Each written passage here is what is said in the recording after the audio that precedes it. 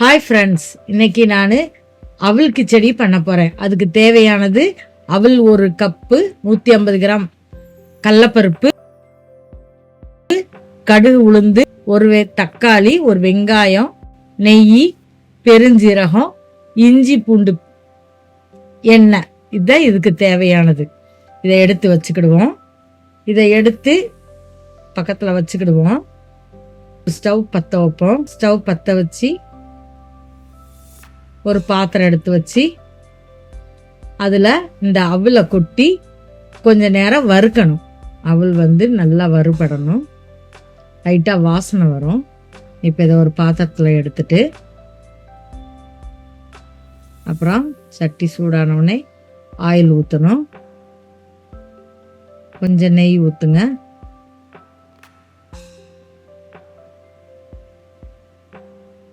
கொஞ்சம் நெய் ஊற்றிட்டு கடுகு உளுந்தம்பருப்பு,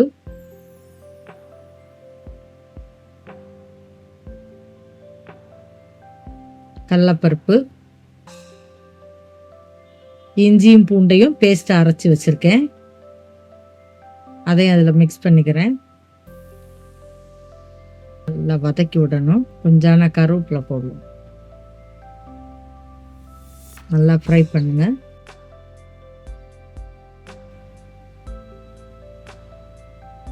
அதில் வெங்காயம் போடுவோம். வெங்காயத்தை கட் பண்ணி போடணும். கொஞ்சான சோம்பு, பெருஞ்சீரகத்தையும் அதில் போடணும். போட்டு நல்லா வதக்கிடுங்க. தக்காளி, இது கூட ஒரே ஒரு தக்காளி கட் பண்ணி வச்சுருக்கோம்னா அதையும் சேர்த்துக்கிறோம். அதை ஆட் பண்ணி நல்லா வதக்கி விடுங்க. வெங்காயம் தக்காளியும் ஒன்றோட நல்லா இப்படி வதங்கி வரட்டும். நல்லா ஓரளவுக்கு நல்லா வதங்கி வந்துடுச்சு. நல்லா வதங்கினதில் இப்போ ஒரு 2 டம்ளர் இதில் தண்ணி ஊற்றுவோம். 2 டம்ளர் தண்ணி, உப்பு நல்லா ஒன்று கிளறி விட்டுட்டு உப்பு போட்டுருங்க. உப்பு கொஞ்சான உப்பு, நம்ம தேவைக்கேற்ப உப்பு. இது தண்ணி கொதிக்கட்டும். தண்ணி கொதிக்கிறதுக்காக மூடி போட்டேன். இப்போ தண்ணி நல்லா கொதிச்சிருச்சு. 2 வத்தல் போட மறந்துட்டேன், அதனால 2 வத்தலும் போடுறேன். காரத்துக்கேற்ப நீங்கள் வத்தல் போட்டுக்கோங்க.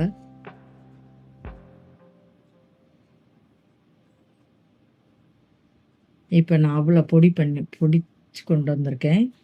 இப்போ இந்த அவலையும் அதுக்குள்ளே சேர்த்துருவோம். அவலை எப்படி இந்த மாதிரி கொரப்பாக அரைக்கணும்.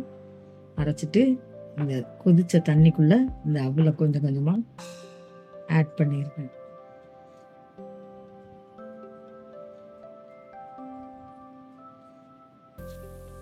நல்லா ஒன்றோட கிளறி விடுங்க. கட்டி விழுகாமல் கிளறி விட்டுருங்க. அவல் இது சிகப்பரிசி அவல். ரொம்ப குழந்தைங்களுக்கெல்லாம் கொடுங்க. ரொம்ப சத்து, ஹெல்த்தியான கிச்சடி இது.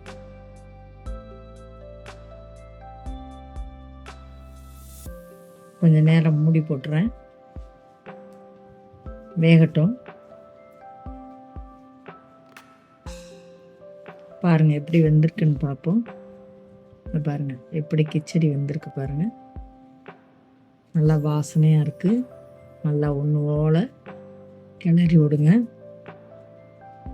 நல்லா கமகமக்கும் அவல் கிச்சடி.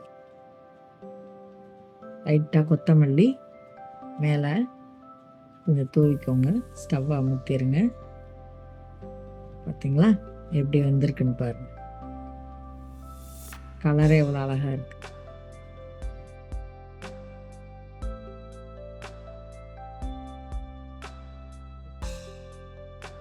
நான் கார சட்னி வச்சுருக்கேன், புதினா சட்னி வச்சுருக்கேன். நீங்கள் தேங்காய் சட்னி கூட வச்சு சாப்பிடுங்க. சூப்பர் சுவையில் ஒரு கிச்சடி செஞ்சு சாப்பிட்டு பார்த்துட்டு எனக்கு கமெண்டில் சொல்லுங்கள் எப்படி இருந்ததுன்னு.